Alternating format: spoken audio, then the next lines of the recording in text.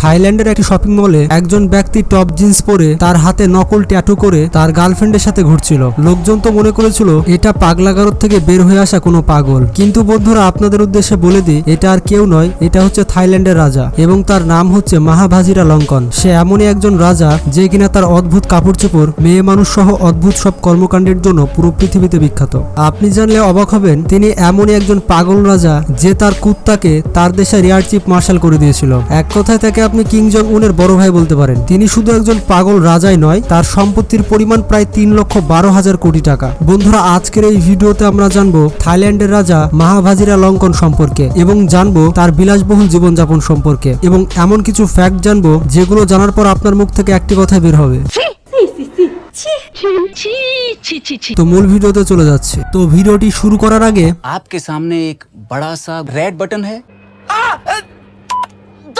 আপনাদের অনেক ধন্যবাদ। বন্ধুরা আজও থাইল্যান্ডে রাজার শাসন চলছে, আর এই রাজতন্ত্র এমন ভাবে চলে যে আজকে 21 শতকে এসেও এখানে প্রতিদিন রাজসভা হয় এবং তার এই রাজসভাতে আর্মি, এয়ারফোর্স এবং নেভির টপ অফিসাররা এসে থাকেন এবং তারা সবাই এসে রাজার পায়ে সিজদা করে। আপনি জানলে অবাক হবেন, থাইল্যান্ডের রাজার সামনে কেউ দাঁড়িয়ে দেখা করতে পারে না। সে যে ব্যক্তি হোক, সবাইকে রাজার সামনে আসতে হলে নিজের হাঁটুর উপরে হেঁটে আসতে হয়। থাইল্যান্ডের কিং এর সব থেকে মজার ব্যাপারটি হচ্ছে তিনি বেশিরভাগ সময় তার দেশ থাইল্যান্ডে নয় বরঞ্চ জার্মানির পাহাড়ি এলাকায় বসবাস করেন। এছাড়াও তার রয়েছে বিলাসবহুল জেট প্লেন, রয়েছে বিলাসবহুল হেলিকপ্টার এবং রয়েছে পৃথিবীর সব থেকে দামি দামি সব গাড়ি। আর এই লিস্ট থেকে বাদ যাবে না সুন্দরী সুন্দরী মহিলারাও। এই রাজা এতটাই বিলাসী যে জনগণের টাকা দিয়ে সম্প্রতি তার জন্য একটি অনুষ্ঠান করিয়েছেন যেখানে খরচ হয়েছে 225 কোটি টাকা। আর এই অনুষ্ঠানে তিনি অফিসিয়াল ভাবে থাইল্যান্ডের সবকিছু নিজের দখলে নিয়ে নেন। আপনি জানলে অবাক হবেন, এই রাজার মোট সম্পত্তির পরিমাণ প্রায় 8 লক্ষ কোটি টাকা। এই পরিমাণ সম্পদ নিয়ে তিনি বর্তমান পৃথিবীর সব থেকে ধনী রাজা।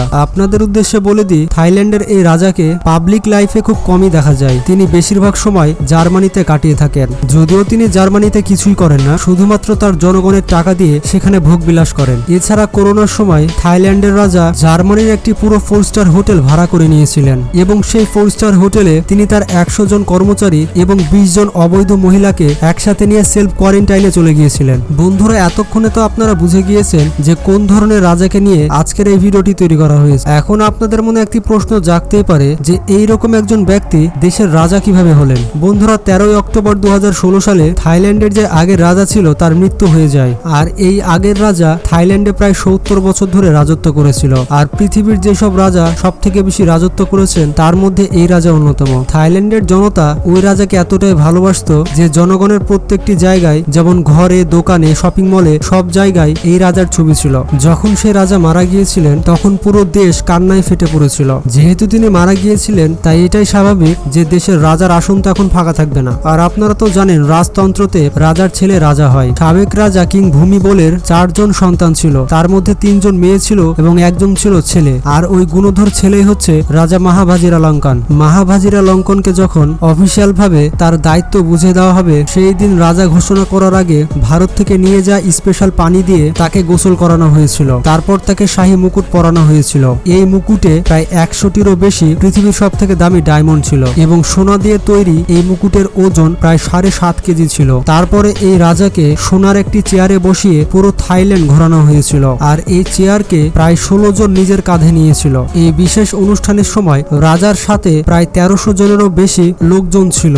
এছাড়াও এই যাত্রায় ছিল প্রায় অনেক কয়টি সাদা হাতি। এছাড়াও এই সফরে ছিল রাজার ছেলে প্রিন্স বাজরাগিতি ইয়াবা। এছাড়াও ছিল তার স্ত্রী সুতিদাহা। তার বিলাসী জীবনযাপনের কথা বললে আপনাদের উদ্দেশ্যে বলে দিই, তার এমন কিছু দামি জিনিস রয়েছে যেগুলো পৃথিবীর সব থেকে ধনী ব্যক্তিদের কাছেও নেই। যেমন রাজার কাছে রয়েছে তার রয়্যাল 9 ট্রেড আমব্রেলা, যেটি তৈরি করা হয়েছে হোয়াইট সিল্ক এবং সোনা দিয়ে। এছাড়াও রাজার কাছে রয়েছে একটি শাহী তলোয়ার, আর এই তলোয়ারকে দ্য সর্ড অফ ভিক্টোরি বলা হয়। সোনা দিয়ে বানানো এই তলোয়ারে হীরা সহ বিশেষ কিছু দামি পাথরের ব্যবহার করা হয়েছে। এছাড়া দেশের আইন অনুযায়ী থাইল্যান্ডে যত সাদা হাতি রয়েছে সবকিছুই রাজার প্রপার্টি। এর সাথে আপনাদের বলে দিই, রাজার কাছে বেশ কয়েকটি প্রাইভেট জেট প্লেন রয়েছে। রাজার কাছে যে কয়টি প্রাইভেট জেট প্লেন রয়েছে ততগুলো প্রাইভেট জেট প্লেন কোনো দেশের আর্মির কাছেও নেই। যেমন তার কাছে রয়েছে 4টি বোয়িং কমার্শিয়াল জেট, রয়েছে 3টি এয়ারবাস কমার্শিয়াল জেট, রয়েছে 3টি সুখোই সুপার জেট, রয়েছে 4টি নর্থরপ F-5B ফাইটার জেট এবং 21টি হেলিকপ্টার রয়েছে। আর এই সবগুলো এয়ারক্রাফট চালাতে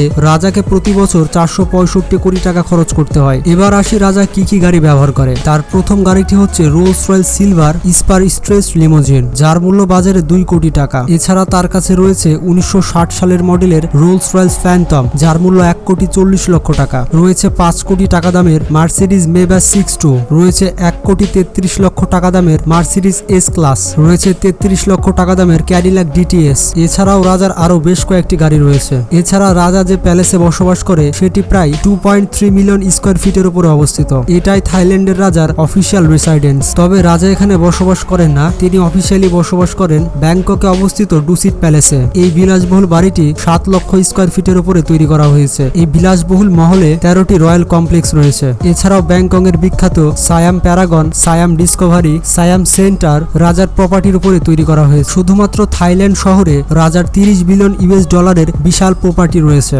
এছাড়াও সায়াম কমার্শিয়াল ব্যাংকে রাজার 24% শেয়ার রয়েছে। বন্ধুরা, অনেক তো রাজা সম্পর্কে জানা হলো, এবার একটু রাজার রানী সম্পর্কে জেনে আসে। আপনি জানলে অবাক হবেন, রাজার মোট 4 জন স্ত্রী ছিল, তবে বর্তমানে তার কাছে সর্বশেষ রানী রয়েছে, আর বাকি 3 জন রানীকে তিনি অফিসিয়ালি ডিভোর্স দিয়ে দিয়েছেন। আপনি জানলে অবাক হবেন, বর্তমানে থাইল্যান্ডের রানী সুতিদা তিরজাই একসময় ফ্লাইট অ্যাটেন্ডেন্টের কাজ করতেন, মানে যাকে আমরা বিমানবালা বলি। পরবর্তীতে রাজা সুতিদাইকে তার সুরক্ষা টিমের ডেপুটি প্রেসিডেন্ট করে দিয়েছিলেন, আর তার রাজ্য অভিষেকের কিছুদিন আগে অফিসিয়ালি সুতিদার সাথে বিবাহ বন্ধনে আবদ্ধ হন এবং অফিসিয়ালি তাকে রানীর মর্যাদা দেওয়া হয়। আর বিয়ের পর তারা গ্র্যান্ড প্যালেসে এক রাত সময় কাটিয়েছিলেন, যে প্যালেসে সোনার তৈরি বেডরুম এবং আসবাবপত্র রয়েছে। আর এই আসবাবপত্রগুলো ছিল পূর্ববর্তী রাজার। রাজা মাহাভাজিরালঙ্কনের প্রথম বিয়ে হয়েছিল 1977 সালে, যখন তার বয়স ছিল মাত্র 25 বছর। তার প্রথম স্ত্রী সম্পর্কে তার কাজিন ছিল। বিয়ের পরেও তাদের অ্যাফেয়ার্স চলতে থাকে। বিয়ের পরেও রাজার অনেকগুলো সম্পর্ক ছিল, যার কারণে তাদের সংসার বেশি দিন টেকেনি, আর প্রথম রানীকে ডিভোর্স দিয়ে দিয়েছিল এবং রাজা তার এক গার্লফ্রেন্ডকে বিয়ে করে নিয়েছিল এবং তার এই গার্লফ্রেন্ড পেশায় একজন অ্যাক্ট্রেস ছিল। তখন ভাজিরালঙ্কনের অলরেডি 5 জন সন্তান ছিল। আর দ্বিতীয় বিয়ের 2 বছর না যেতেই রাজার দ্বিতীয় স্ত্রী আমেরিকাতে পালিয়ে যায়। এরপর 2001 সালে ভাজিরালঙ্কন তার আরো একজন গার্লফ্রেন্ডকে বিয়ে করে। তাদের এই সংসার পরবর্তী 13 বছর ধরে চলেছিল, কিন্তু দুর্ভাগ্যজনক বশত তাদের এই 13 বছরের সংসারও অবশেষে ভেঙে যায়। আর দুঃখজনক বিষয়টি হচ্ছে, রাজা এবার তৃতীয় স্ত্রীকে শুধু ডিভোর্সই দেয়নি, তৃতীয় স্ত্রী সমস্ত পরিবারকে জেলে বন্দী করে দিয়েছিল এবং রাজার তৃতীয় স্ত্রী এখন কোথায় কেউ জানে না। তার চতুর্থ স্ত্রী সুতিদার সাথে বিয়ে হওয়ার পরেও রাজার বেশ কয়েকটি অ্যাফেয়ার্স রয়েছে। রাজার টপ গার্লফ্রেন্ডের নাম ছিল সিনেনাথ, যিনি একসময় নার্সের কাজ করতেন। তারপর সিনেনাথ মিলিটারি ট্রেনিং নেয় এবং একজন পাইলট হয়ে যায়। এরপর ভাজিরালঙ্কন তাকে তার বডিগার্ড বানিয়ে নেয়। তারপর 2019 সালের শুরুর দিকে তার টপ গার্লফ্রেন্ডকে মেজর জেনারেল র্যাঙ্ক দেওয়া হয়। মজার ব্যাপারটি হচ্ছে, তিনি রাজা হওয়ার 2 মাস পরেই তার টপ গার্লফ্রেন্ডকে